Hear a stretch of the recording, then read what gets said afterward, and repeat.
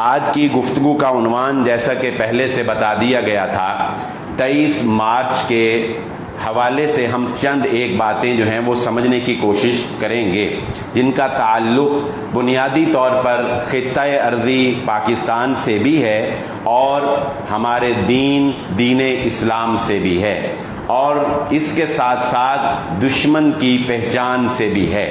دشمن کو دشمن سمجھنا، دشمن کی پہچان کرنا یہ بے حد ضروری ہے، کیونکہ اگر آپ دشمن کو ہی دوست سمجھ بیٹھیں تو آپ کبھی بھی اس کا مقابلہ نہیں کر سکتے۔ 23 مارچ اصل میں یہ چیزیں مطالعہ پاکستان سے تعلق رکھتی ہیں، لیکن انسان جس ایج میں ان چیزوں کو پیپر دینے کے لیے پڑھ رہا ہوتا ہے، اس عمر میں یہ صرف تھیوری ہوتی ہے، سمجھ نہیں آ رہی ہوتی۔ جب بعد میں اس کو سمجھ آتی ہے تو اس وقت وہ اور فہم اور طرح کی جو بصیرت ہے وہ اور حکمت ہے وہ اس کے اندر پیدا ہو چکی ہوتی۔ یعنی ایک شخص انجینئرنگ کی تھیوری تو لے لیتا ہے، لیکن وہ جا کے جب تک پریکٹیکل لائف میں ایک وقت نہیں گزارتا، اس کی تھیوری کسی کام کی نہیں ہوتی۔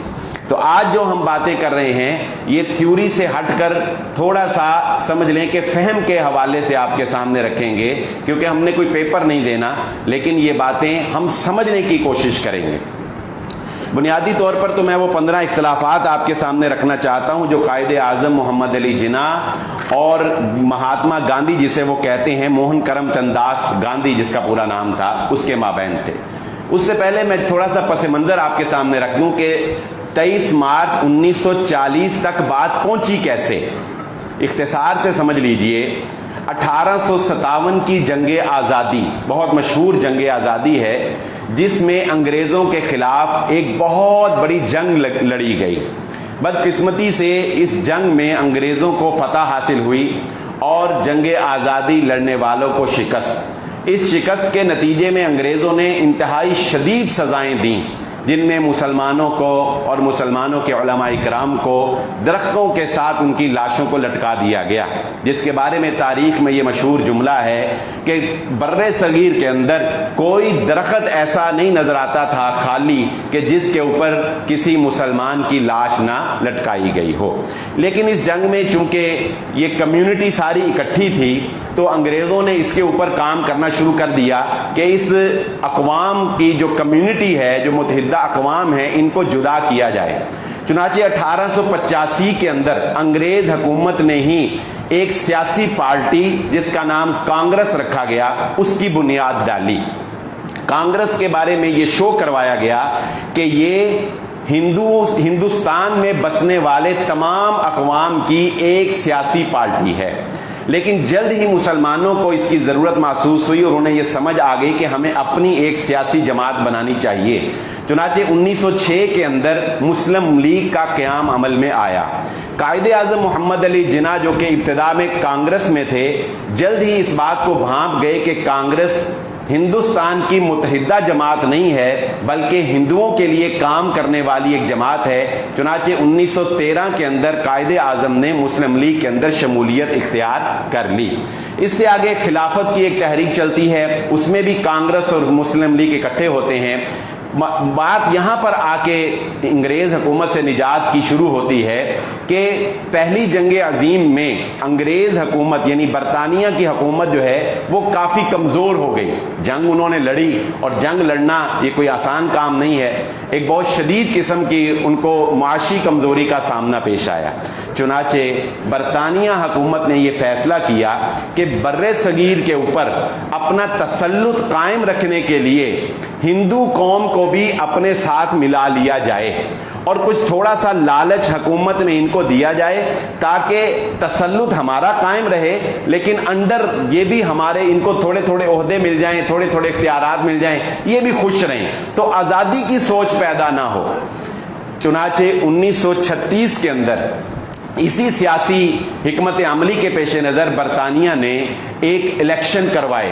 ہندوستان کے 11 صوبوں کے اندر یہ الیکشن کروائے گئے۔ یہ الیکشن دراصل 23 مارچ 1940 کی کامیابی کا باعث بنے۔ ان الیکشن میں 11 صوبوں میں سے 8 صوبوں میں کانگریس نے نمایاں طور پر کامیابی حاصل کی اور اپنے وزراء بنا لیے. باقی 3 صوبوں کے اندر بھی کسی نہ کسی طرح کانگریس کا ہی اختیار تسلط قائم رہا. یہ 2.5 سال جب کانگریس کی حکومت قائم ہوئی، مسلم لیگ کو بدترین شکست ہوئی. اور بزرگ جانتے ہوں گے کہ افسوس تھا کہ بہت سے مسلمانوں کا، اور میں معذرت سے کہنا چاہوں گا کہ علماء طبقے کا ووٹ بھی کانگریس کے ساتھ تھا. بہت سے علماء جو ہیں وہ پاکستان بننے کے حق میں نہیں تھے اور اس وقت مسلم لیگ کے ساتھ بھی نہیں تھے. ان کا ووٹ بھی کانگریس کو گیا، جس کے نتیجے میں مسلمانوں کی جو مسلم لیگ کی جماعت تھی بدترین شکست کا شکار ہوئی اور کانگریس جو ہے وہ نمایاں برتری کے ساتھ منظر عام پہ آ گئی. اب نتیجہ کیا نکلتا ہے؟ نتیجہ یہ نکلتا ہے کہ جب کانگریس کو حکومت ملی تو انہوں نے مسلمانوں کے اوپر شدید مظالم ڈھانا شروع کر دیے. مسلمانوں کی دکانوں کو آگ لگا دی گئی، مسلمانوں کو نوکریوں سے نکال دیا گیا، مسلمانوں کو معاشی طور پر بائیکاٹ کر دیا گیا، مسلمانوں کا ہر طرح سے دنگے اور فساد برپا کر کے مسلمانوں کا قتل کروایا گیا. تاریخ میں مجبور ہو کے لوگوں کو یہ لکھنا پڑا کہ بر صغیر کے اندر مسلمانوں کے اوپر جتنے سخت یہ 2.5 سال تھے، 1936 سے لے کر 1939 تک تو جتنے یہ سخت سال مسلمانوں کے اوپر گزرے، اتنی سختی کبھی مسلمانوں کے اوپر انگریز حکومت میں بھی نہیں آئی. یہ تاریخ میں جو ہے مورخین کو لکھنا پڑا. 1939 کے اندر 1938 میں دوسری جنگ عظیم کا آغاز ہو جاتا ہے. جب دوسری جنگ عظیم کا آغاز ہوتا ہے تو اب ہندو وہ اپنی فطرت دکھاتا ہے. ہندو جو ہے وہ اپنی نیچر اس کی کھل کے سامنے آتی ہے. چنانچہ گاندھی کانگریس کے ساتھ میٹنگ میں یہ طے پاتا ہے کہ یہ وہ نازک مرحلہ ہے جب انگریز حکومت کو مزید بلیک میل کر کے انڈیا کے اوپر یعنی ہندوستان کے اوپر اپنا تسلط بڑھایا جا سکتا ہے، کیونکہ انگریز جنگ لڑ رہا ہے اور ہماری باتیں ماننا اس کی مجبوری بن جائے گی. چنانچہ کانگریس نے اپنے مطالبات پیش کیے. انگریز یہاں پر سول نافرمانی کی تحریک بھی چلائی گئی، لیکن بدقسمتی اور خوش قسمتی مسلمانوں کی اور بدقسمتی کانگریس کی کہ انگریز حکومت نے ان کے مطالبات ماننے سے انکار کر دیا اور ان کو بری طرح سے اریسٹ کیا گیا، سزائیں دی گئیں اور فل سختی کی گئی اور کوئی مطالبہ نہیں مانا گیا. نتیجے میں کانگریس کے وزراء نے احتجاج کرتے ہوئے اپنی وزارتی عہدوں سے استعفے دے دیے. یہ جو کہتے ہیں نا اسمبلیوں میں استعفے دے دیں گے، استعفوں کے بعد یہ حال ہوتا ہے. تو استعفے جب دیے تو قائد اعظم محمد علی جناح نے مسلمانوں میں اعلان کروایا کہ آج کے دن کو شکرانے کے طور پر منایا جائے. جب انہوں نے اس وزارتوں سے مستعفی ہوئے تو اب مسلمانوں کو تھوڑی سی آزادی ملی اور ریلیکسیشن ملی. اس کے بعد 23 مارچ کو منٹو پارک، جہاں پر بعد میں 1959 کے اندر مینار پاکستان جو ایوب خان نے 1960 کے اندر عوام کے لیے کھولا تھا، یہ مینار پاکستان 23 مارچ 1940 کی یادگار کے طور پر ہی بنایا گیا تھا. تو 23 مارچ 1940 کو یہاں پر ایک جلسہ عام رکھا گیا. اس جلسے کا کوئی اتنا مقصد نہیں تھا کہ ہم یہاں پہ کوئی قرارداد پیش کریں گے، یہاں ہم پاکستان کا عزم کریں گے، نہیں. لیکن جو امید نہیں تھی، غیر متوقع طور پر ان الیکشنوں کی فتح میں جو کانگریس نے مسلمانوں پر ظلم کیے تھے، اس کے نتیجے میں منٹو پارک کے اندر 23 مارچ کو ہزاروں کی امید تھی اور لاکھوں کے مجمع نے جو ہے وہاں پہ شرکت کی. وہاں پر جب لاکھوں مسلمانوں نے شرکت کی تو ہمارے قائدین کی دانشمندی تھی کہ اس لاکھوں کے مجمع کو بھانپتے ہوئے اسی وقت وہاں پر قرارداد پاکستان پیش کر دی گئی. اور میں آپ کو مزے کی بات بتاؤں کہ اس قرارداد میں پاکستان کا لفظ استعمال نہیں کیا گیا تھا. یہ نہیں کہا گیا تھا کہ ہم پاکستان بنائیں گے، بلکہ یہ کہا گیا تھا کہ ہم بر صغیر کے اندر، ہندوستان کے اندر مسلمان اپنا ایک الگ وطن بنائیں گے. پاکستان کا نام بعد میں رکھا گیا اور اس کی پیشین گوئی جو خواب علامہ اقبال کا کہتے ہیں نا کہ پاکستان علامہ اقبال کا خواب ہے، تو اس کی پیشین گوئی تو 1930 کے اندر علامہ اقبال کر چکے تھے. 23 मार्च को करारदाद पाकिस्तान मंजूर होती है, लेकिन अल्लामा इकबाल 1930 को इस बात का इजहार कर चुके थे और वो बड़े प्यारे अल्फाज थे। उन्होंने ये नहीं कहा कि ये बनेगा मुझे उम्मीद, उन्होंने कहा मैं देख रहा हूं कि बर्रे सगीर के अंदर मुसलमानों की अक्सरियत इलाकों वाले सूबों में मुसलमान अपना एक मुल्क कायम करने जा रहे हैं। ये थी 23 मार्च 1940 का पस मंजर जब करारदाद पाकिस्तान कामयाब हुई। अब आते हैं हम अपने असल टॉपिक की तरफ कि मोहम्मद अली जिन्ना कायदे आजम जिन्हें कहा जाता है और गांधी के दरमियान इख्तलाफात क्या थे। इस बात को समझने से पहले ये समझ लीजिए कि आप जब ये तारीख पढ़ेंगे तो आपको अंदाजा होगा कि कायदे आजम को अल्लाह रब्बुल इज्जत ने पाकिस्तान के बनाने के लिए क्यों मुंतखब किया था। कमाल दर्जे की इस्तकामत उस बंदे ने दिखाई, बावजूद इसके कि हिंदुओं की मुनाफिकत का उसको सामना था, बावजूद इसके कि हिंदुओं की बहुत सी पेशकशें, बहुत सी मुराआत उसको दी गई। यहां तक कहा गया कि मुत्तहिदा हिंदुस्तान के पहले वजीर आजम कायदे आजम मोहम्मद अली जिन्ना होंगे। इसके साथ साथ अपनों की नादानियों का सामना था, यानी मुसलमान लीडर जो हैं वो नादानी में कायदे आजम की और मुस्लिम लीग की और पाकिस्तान की मुखालिफत कर रहे थे। इन सब के बावजूद कायदे आजम मोहम्मद अली जिन्ना का कमाल जो मैं समझा हूं वो ये था कि जर्रा बराबर भी और लम्हा भर के लिए भी उन्होंने अपनी डिमांड, अपना इस्तिकलाल, अपना मुतालबा, उसमें लचक भी पैदा नहीं होने दी, उसमें नरमी भी नहीं आने दी। आइए सुनते हैं। सबसे पहला फर्क, गांधी के नजदीक, जैसे वो महात्मा गांधी कहते हैं, कांग्रेस एक कौमी जमात है और पूरे हिंदुस्तान की आज़ादी के लिए कोशिश करने वाली जमात है। ये उनका एक झांसा था। गांधी ये शो करवाते थे कि कांग्रेस की जमात मुसलमान, ईसाई, हिंदू, सिख और तमिलनाडु जितनी भी कम्युनिटी यहाँ पर आबाद है, इन सब की मुश्तरका जमात कांग्रेस है। जबकि कायदे आजम क्या कहते थे मोहम्मद अली जिन्ना, कांग्रेस सिर्फ और सिर्फ हिंदुओं के लिए काम करने वाली एक जमात है। नंबर 2, कायदे आजम मोहम्मद अली जिन्ना कहते थे मुस्लिम लीग मुसलमानों की वाहिद नुमाइंदा जमात है। गांधी का मौक़िफ़ ये था जो वो कहता था कि मुस्लिम लीग मुसलमानों की मुख्तलिफ जमातों में से, मुख्तलिफ सियासी जमातों में से एक जमात है। ऐसा वो क्यों कहते थे? गांधी ऐसा इसलिए कहते थे क्योंकि वो मुसलमानों को आपस में तकसीम करना चाहते थे। वो ये बावर करवाते थे कि मुसलमानों की आपस में 20 सियासी जमातें हैं, उनमें से एक मुस्लिम लीग भी है। फिर क्या हुआ? कायदे आजम इस बात को समझते थे कि नहीं, बाकी सारी सियासी जमातों को वो नजरअंदाज करते थे कायदे आजम, और वो कहते थे कि मुसलमानों की एक ही जमात है और वो मुस्लिम लीग है।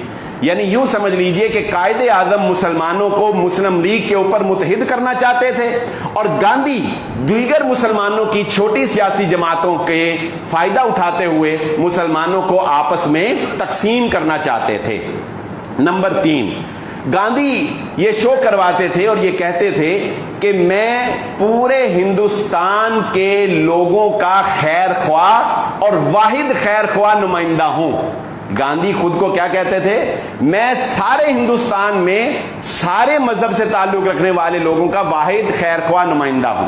कायदे आजम कहते थे कि गांधी सिर्फ और सिर्फ हिंदुओं के खैर ख्वाह और हिंदुओं की नुमाइंदगी करने वाले लीडर हैं। नंबर 4, यहां ये बहुत अहम पॉइंट है और यहां से आपको वो समझ आएगा 2 कौमी नजरिया। और यहां से मैं ये बात भी जिक्र करता चलूं, वो लोग, वो लिबरल्स लोगों की भी आज हम हकीकत जान जाएंगे इंशाअल्लाह, जो ये समझते हैं कि कायदे आजम मोहम्मद अली जिन्ना या अल्लामा इकबाल ने पाकिस्तान को मजहबी बुनियादों के ऊपर कायम नहीं किया। ये तसव्वुर हमारी नस्ल नौ को दिया जा रहा है ना कि कायदे आजम और अल्लामा इकबाल मजहबी बुनियादों पर पाकिस्तान कायम करना नहीं चाहते थे। उन लोगों को समझ आ जाएगी इस आज के इंशाल्लाह बयान से कि पाकिस्तान का कयाम हुआ ही ठोस मजहबी बुनियाद के ऊपर है। मोहम्मद अली जिन्ना कहते थे कि मजहबी बुनियाद पर तकसीम का मसला अंग्रेजों से आज़ादी से पहले हल होना चाहिए। कायदे आज़म क्या कहते थे کہ ہندوستان کی تقسیم مذہب کی بنیاد کے اوپر، مسلمانوں اور ہندوؤں کے الگ الگ مذہب کی بنیاد کے اوپر انگریزوں کی آزادی حاصل کرنے سے پہلے ہونا چاہیے، وگرنہ ہندو قوم بعد میں مسلمانوں کو اپنا غلام بنا لے گی، جو کہ بالکل آپ کو 100% آج 70 سال گزر جانے کے بعد نظر آ رہا ہے۔ گاندھی یہ چکمہ دیتے تھے کہ پہلے انگریزوں سے آزادی حاصل کر لیں، ہم دونوں مل کر، یعنی مسلمان اور ہندو مل کر انگریزوں سے آزادی حاصل کر لیں، بعد میں یہ ہمارے اندرونی مسائل ہیں، بعد میں مل بیٹھ کر ان کو حل کر لیں گے، کوئی بات نہیں۔ لیکن قائد اعظم یہ ماننے کے لیے تیار نہیں تھے۔ نمبر 5، قائد اعظم کہتے تھے کہ متحدہ ہندوستان، جو متحدہ ہندوستان سے مراد جس میں سارے مذاہب کے لوگ اکٹھے رہ رہے ہیں، متحدہ ہندوستان میں رہنا یہ ایک مجبوری ہے جو انگریزوں کے تسلط کی وجہ سے لوگ برداشت کر رہے ہیں۔ کیا مطلب؟ قائد اعظم کا موقف یہ تھا کہ ہندو، مسلمان، سکھ، عیسائی اکٹھے رہنا نہیں چاہتے، اکٹھے رہنا نہیں چاہتے، مجبوری ہے کہ اوپر حکمران ایک ہے لہذا اکٹھے رہ رہے ہیں، مجبوراً اکٹھے رہ رہے ہیں۔ جبکہ گاندھی کیا کہتے تھے؟ ہندوستان ایک متحدہ قوم ہے، مذہبی تقسیم برطانوی راج کی وجہ سے ہے۔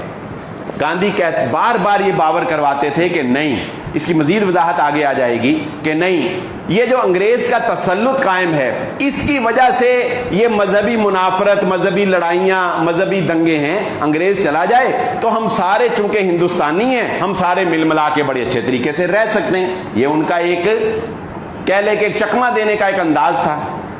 نمبر 6، قائد اعظم محمد علی جناح کہتے تھے متحدہ ہندوستان ایک فضول تحریک ہے، متحدہ ہندوستان ایک فضول تحریک ہے جس کی وجہ سے انگریزوں کا راج، انگریزوں کا تسلط طول پکڑ رہا ہے۔ یہاں میں ایک بات اور کا وضاحت کرتا چلوں، قائد اعظم محمد علی جناح کی تحریک تھی مسلمانوں کو الگ وطن دیا جائے، آزادی حاصل کرنی ہے انگریزوں سے، اور آزادی کے بعد مسلمانوں کو الگ سے ایک وطن دیا جائے۔ اس کے مقابلے میں مہاتما گاندھی جسے کہتے ہیں، کانگریس کے جو لیڈر تھے گاندھی صاحب، ان کا موقف یہ تھا کہ انگریزوں سے آزادی حاصل کریں لیکن ایک متحدہ حکومت قائم کی جائے گی، پورے ہندوستان پر ایک ہی حکومت ہوگی جس کے اندر ہر مذہب کے لوگوں کو نمائندگی دی جائے گی۔ یہ ایک بنیادی فرق تھا۔ گاندھی مسلمانوں کی ایک مذہبی تشخص کی ضد سے، گاندھی یہ کہتے تھے کہ مسلمانوں کی ایک مذہبی تشخص کی ضد سے بہت نقصان پہنچ رہا ہے اور انگریز راج طول پکڑ رہا ہے۔ یعنی گاندھی کہتے تھے کہ مسلمانوں نے جو الگ وطن کی رٹ لگائی ہوئی ہے نا، اگر یہ ختم کر دیں، ہمارے ساتھ مل کر انگریزوں سے نجات حاصل کریں تو ہم بڑی جلدی آزادی حاصل کر سکتے ہیں۔ نمبر 7، قائد اعظم محمد علی جناح، یہ وہ موقف ہے جسے ہم دو قومی نظریہ کہتے ہیں۔ ہندو اور مسلمان مذہبی، معاشرتی، معاشی، رہن سہن، ثقافت، تہذیب، اپنے مذہبی تہوار، اپنی شادی بیاہ کی تقریبات، اپنے جنازے، ہر لحاظ سے ہندوؤں سے ایک الگ قوم ہیں۔ یہ قائد اعظم محمد علی جناح کا موقف تھا، جو الحمدللہ پاکستان میں بسنے والے ایک بچے کے دماغ میں پیوست ہے کہ یہ دو قومی نظریہ ہے۔ اور میں تو یہاں تک کہتا ہوں کہ بچے کے کان میں جب اذان دی جاتی ہے نا تو تھوڑا سا اس کو شعور آ جائے تو اس کو یہ بتا دینا چاہیے کہ پاکستان دو قومی نظریے کی بنیاد پہ بنا، یہ دو قومی نظریہ کیا تھا۔ بچے کو یہ بات سمجھ آنی چاہیے، کہیں اس کا دشمن اس کو دھوکہ نہ دے جائے آگے جا کے۔ گاندھی کیا کہتے تھے یہ بھی ذرا سمجھنے کی بات، قائد اعظم کا موقف تو ہمیں سمجھ آ گیا۔ گاندھی کیا کہتے تھے؟ گاندھی کہتے تھے ہندوستانی مسلمان پہلے ہندوستانی ہیں بعد میں مسلمان ہیں۔ کیا مطلب؟ وہ کہتے تھے کہ اصل میں اگر مسلمانوں کے آباء و اجداد کو دیکھا جائے تو اکثریت میں ان کے آباء و اجداد پہلے ہندو تھے یا پہلے سکھ تھے. باہر سے آنے والے لوگ تو بہت کم تھے مسلمان. زیادہ تر مسلمان اسی کمیونٹی میں سے مسلمان ہوئے. تو انہوں نے کہا کہ بنیادی طور پر یہ مسلمان بعد میں ہیں, ہندوستانی کیا ہیں, پہلے ہیں. لہذا صرف اس وجہ سے کہ انہوں نے اپنا مذہب تبدیل کر لیا, انہیں ہم الگ سے خطہ نہیں دے سکتے, کیونکہ بنیادی طور پر وہ ہندوستانی ہے, لہذا ہندوستان میں رہیں. مذہب تبدیل کر لیا تو پھر کیا ہوا؟ یہ گاندھی کا موقف تھا. نمبر 8, یہ بھی بہت اہم بات ہے جس کو محمد الرسول اللہ صلی اللہ علیہ وآلہ وسلم نے مختلف جگہ پر اپلائی کیا. میں وہ باتیں بھی آپ کے سامنے رکھ دوں گا انشاءاللہ. نمبر 8, قائد اعظم محمد علی جناح کہتے تھے انسان مذہب کی بنیاد پر ایک الگ قوم بنتا ہے. سمجھ لو یہ بات اچھی طرح سمجھ لو. قوم کس بنیاد پر بنتی ہے؟ مذہب کی بنیاد پر. یہ بات قائد اعظم محمد علی جناح نے کہی, اور قائد اعظم محمد علی جناح نے یہ بات محمد الرسول اللہ صلی اللہ علیہ وآلہ وسلم کی تعلیمات کے عین مطابق کہی.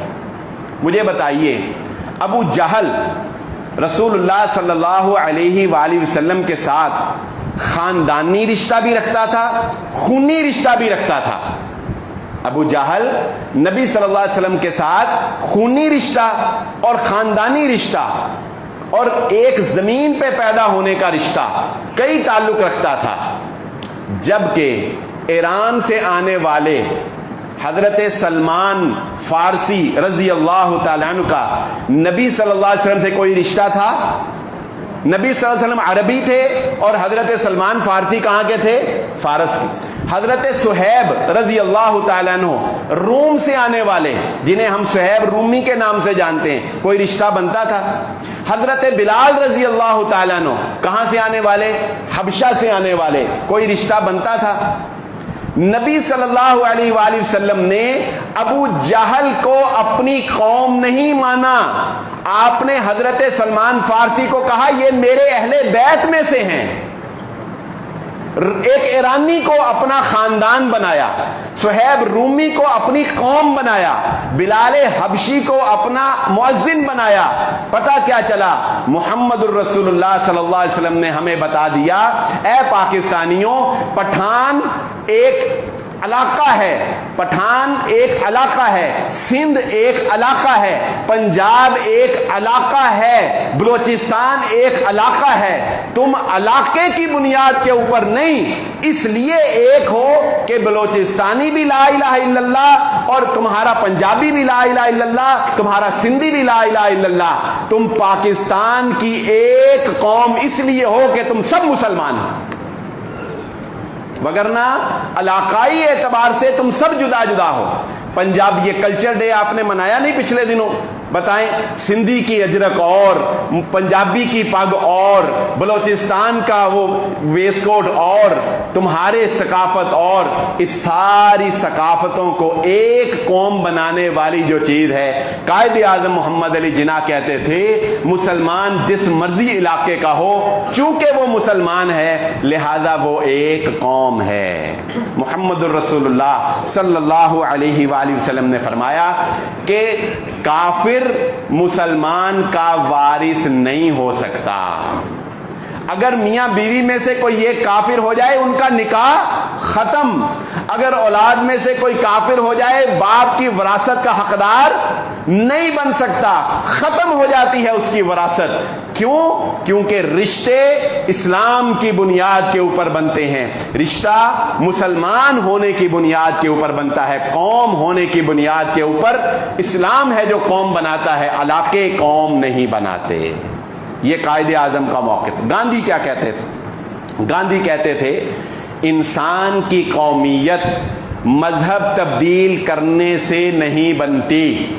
وہ مسلمانوں اور ہندوؤں کو ایک قوم اس لیے کہتے تھے کہ یہ مسلمان ہندوستان میں پیدا ہوئے اور ان کے آباء و اجداد بھی پہلے ہندوستانی ہی تھے، لہذا یہ ہندوستانی ہیں، یہ قوم ہندوستانی ہے۔ اگر کوئی مسلمان ہو گیا، اگر کوئی سکھ ہو گیا، اگر کوئی عیسائی ہو گیا تو اس سے یہ قوم نہیں بنتا، قوم ہندوستان سے بنتی ہے۔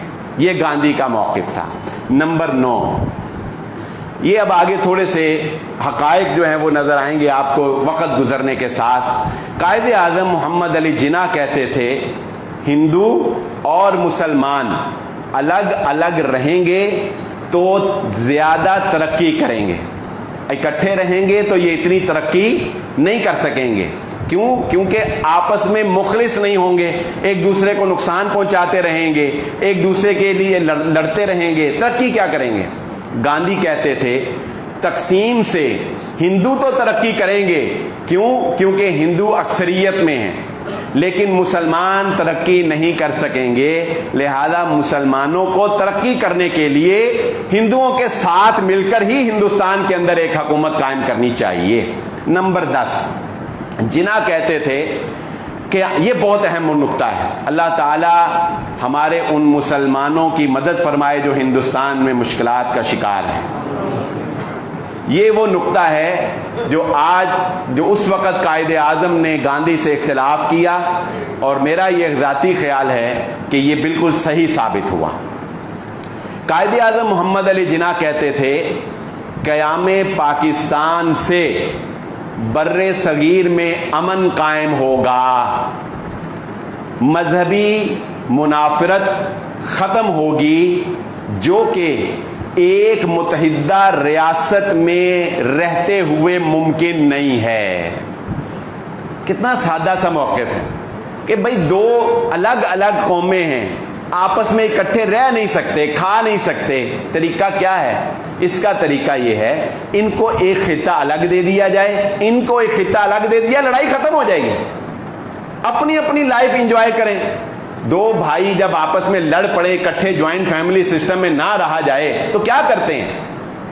پورشن وائز ڈیوائیڈ کر لیتے ہیں نا خود کو، اپنا کچن الگ کر لیتے ہیں، بھئی تم اپنی لائف جیو، میں اپنی زندگی جیتا ہوں۔ اس کے بعد اگر دونوں میں وہ چھیڑ خانی والی عادت نہ ہو تو دونوں خوش رہ سکتے ہیں، لیکن اگر جاسوسیاں رہیں اور دوسرے کی ٹو میں لگے رہو، وہ کیا کرتا ہے، وہ کیا کھاتا ہے، وہ کیا پیتا ہے، وہ کیا کر رہا ہے، پھر لڑائی ہوتی ہے، وگرنہ اپنی اپنی لائف گزار۔ تو قائد اعظم کہتے تھے قیام پاکستان سے ہندوستان میں امن قائم ہوگا۔ گاندھی کیا کہتے تھے؟ گاندھی کہتے تھے مذہبی بنیاد پر بننے والی ریاستیں، بات یہ بھی غلط نہیں ہے، بات یہ بھی ٹھیک ہے، لیکن پہلی بات میں بہت زیادہ وزن ہے مستقل امن قائم کرنے کے لیے، اور دوسری بات وہ مذہبی بنیاد پر بننے والی دو ریاستیں آپس میں جنگ کر سکتی ہیں، لہذا انہیں اکٹھا رہنا چاہیے۔ گاندھی کیا کہتا تھا؟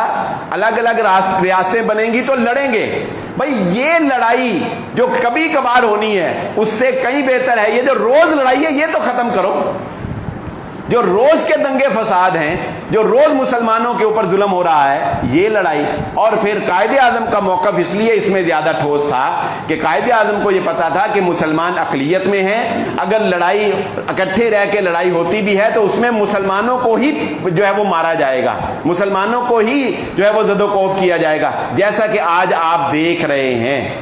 وہاں پہ اب مسلمانوں کے ساتھ جب ان کو موقع ملتا ہے تو ہندو کے کم کرتے ہیں؟ بتائیں، اکٹھے رہ کر لڑائیاں ہو رہی ہیں، اور جو جنگیں ہماری آپس میں ہوئی ہیں اس میں مسلمانوں نے اور پاکستان نے الحمدللہ برابر کا جو ہے وہ جواب دیا ہے ہندوستان کو۔ نمبر 11، یہ بھی بہت اہم پوائنٹ ہے، گاندھی کا موقف یہ تھا جو کہ جس پر انڈیا کی حکومت کی بنیاد رکھی گئی، اور یہ ایک بہت بڑا جھانسا تھا مسلمانوں کے لیے، یاد رکھیں، جو کہ بعد میں نہرو کی زبان سے نکل بھی گئی تھی، یہ بات اللہ تعالیٰ نے نکال دی اور پاکستان بہرحال بننا تھا۔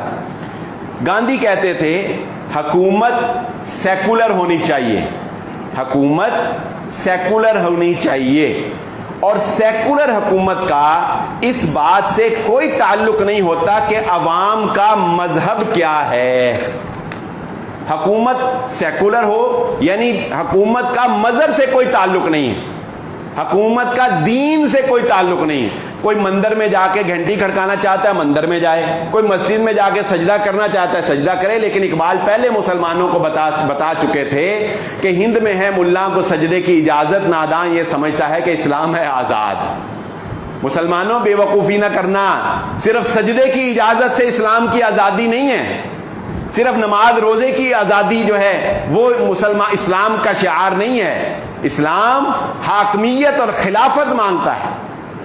قائد اعظم محمد علی جناح کا موقف یہ تھا، جو کہ بڑا ٹھوس موقف تھا، اور سن لیں وہ لوگ جو پاکستان کو لبرلزم کی طرف لے کر جانا چاہتے ہیں، یا وہ یہ چاہتے ہیں کہ پاکستان بھی ایک سیکولر اسٹیٹ بن جائے، وہ اس بات کو بغور سن لیں کہ قائد اعظم محمد علی جناح نے بھی کہا، اور میں علامہ اقبال کے شعر سے بھی آپ کو بتا دوں گا کہ ان کا موقف کیا تھا۔ ہندوستان میں کسی صورت حکومت اور مذہب کو الگ نہیں کیا جا سکتا، جلال پادشاہی ہو کہ جمہوری تماشا ہو، جدا ہو دین سیاست سے تو رہ جاتی ہے چنگیزی۔ یہ علامہ اقبال کا مشہور شعر آپ نے سنا ہے۔ تو علامہ اقبال گویا قائد اعظم کو پہلے سے یہ بتا چکے تھے کہ دین کے مزاج کو سمجھ لینا ہے قائد، ہندوؤں کے اس جھانسے میں نہ آنا کہ حکومت سیکولر ہو اور مذہب حکومت سے الگ ہو جائے، نہیں، حکومت اور مذہب یہ الگ نہیں کیے جا سکتے۔ یہاں وہ لوگ بھی اس بات کی تصحیح کر لیں جو یہ سمجھتے ہیں کہ مولویوں کو سیاست میں نہیں آنا چاہیے یا علماء کو سیاست پہ گفتگو نہیں کرنی چاہیے۔ یہ الگ بات ہے کہ جمہوری سیاست ہے ہی اتنی بری اور اتنی گندی چیز کہ اس میں وہ، جیسے میں نے آپ کو پچھلے اقبال کے اشعار میں بتا تو دیا تھا، شیطان نے کہا تھا نا اپنے مشیروں سے کہ جب یہ سیاستدان موجود ہیں تو اب تہے افلاک میری ضرورت باقی نہیں رہی، اللہ تعالیٰ سے ابلیس نے کہا تھا۔ یہ الگ بات ہے کہ جمہوری جو نظام ہے یہ سیاسی، یہ انتہائی برا نظام ہے جس کے اندر آپ کو پتہ نہیں کیا کچھ جو ہے وہ برداشت کرنا پڑتا ہے، لیکن یہ بات آپ اپنی ذہن سے نکال دیں کہ ممبر پہ کھڑا ہوا شخص صرف آپ کو وضو کا طریقہ بتا سکتا ہے، ممبر پہ کھڑا ہوا شخص صرف آپ کو روزے ٹوٹنے کے مسائل بتا سکتا ہے، وہ آپ کی خلافت، آپ کی سیاست، آپ کے بین الاقوامی مسائل، آپ کی خارجہ داخلہ پالیسی یہ ڈسکس نہیں کر سکتا۔ یہ غلط نظریہ ہے۔ محمد الرسول اللہ صلی اللہ علیہ وسلم کا معجزہ بھی یہی تھا کہ بیک وقت اللہ رب العزت نے آپ میں ان تمام عہدوں کو جمع کر رکھا تھا۔ آپ بیک وقت قاضی بھی تھے، حکمران بھی تھے، جرنیل بھی تھے، آپ پلینر بھی تھے، آپ مسائل بتانے والے بھی تھے، آپ بین الاقوامی ڈیل کرنے والے بھی تھے، آپ خارجہ پالیسی مینٹین کرنے والے بھی تھے، آپ داخلہ پالیسی مینٹین کرنے والے بھی تھے۔ یہ تمام عہدے معجزانہ طور پر اللہ رب العزت نے ہمارے نبی محمد الرسول اللہ صلی اللہ علیہ وآلہ وسلم کے اندر یکجا فرما دیے تھے۔ وقت قلیل ہے، آگے چلتے ہیں۔ نمبر 12، قائد اعظم محمد علی جناح کا موقف یہ تھا کہ گاندھی پہلے اصولی طور پر پاکستان اور ہندوستان، انڈیا کی تقسیم کو قبول کریں، باقی تفصیلات ہم بعد میں طے کر لیں گے۔ گاندھی کہتے تھے کہ تقسیم کو قبول کرنے کا تو سوال پیدا ہی نہیں ہوتا، لیکن باقی معاملات پر بات ہو سکتی ہے، باقی معاملات پہ ہم بات کر لیتے ہیں، لیکن تقسیم کا مطالبہ قبول کرنے کے لیے ہم تیار نہیں ہیں۔ نمبر 13، جناح کہتے تھے، قائد اعظم محمد علی جناح، یہ بھی ہندوؤں کا ایک جھانسا تھا لیکن قائد اعظم نے اس کو نہیں مانا۔ قائد اعظم کہتے تھے پاکستان کو مکمل طور پر ایک الگ، آزاد اور خود مختار ریاست کے طور پر مانا جائے گا۔ گاندھی کہتے تھے اول تو الگ ریاست بنانے کا سوال ہی پیدا نہیں ہوتا، لیکن اگر کسی صورت یہ ممکن ہوا بھی تو مسلمانوں کے لیے ایک الگ ریاست متحدہ ہندوستان کے اندر رہ کر نیم خود مختار ریاست کے طور پر قائم کی جا سکتی ہے۔ کیا کہا انہوں نے کہا کہ الگ سے ریاست کا اول تو تصور نہیں، اگر کہیں بہت مجبوری ہے الگ ریاست بنانا تو الگ ریاست بنا لے، لیکن وہ انڈر کس کے ہوگی؟ وہ متحدہ ہندوستان کے ماتحت ہی ہوگی۔ جیسے کہ آج جاپان امریکہ کے ماتحت ہے. یعنی پاکستان اپنی فوج، موٹے لفظوں میں پاکستان اپنا ڈیفنس نہیں بنا سکے گا، پاکستان اپنی فوج نہیں بنا سکے گا، پاکستان اپنا تعلیمی نظام نہیں بنا سکے گا، پاکستان گویا کہ اپنی حکومت کے اندر حکومتی نظام نہیں چلا سکے گا. ویسے ایک الگ ریاست ہوگی، جیسے ایک صوبہ ہوتا ہے، اس کو کچھ اختیارات وغیرہ دے دیے جائیں گے. نمبر 14، یہ بڑی پیاری بات ہے، اور اگر آج کے نوجوانوں کو یہ بات سمجھ آ جائے تو میرا خیال ہے کہ وہ اسلام پر فخر کرنے لگ جائیں گے.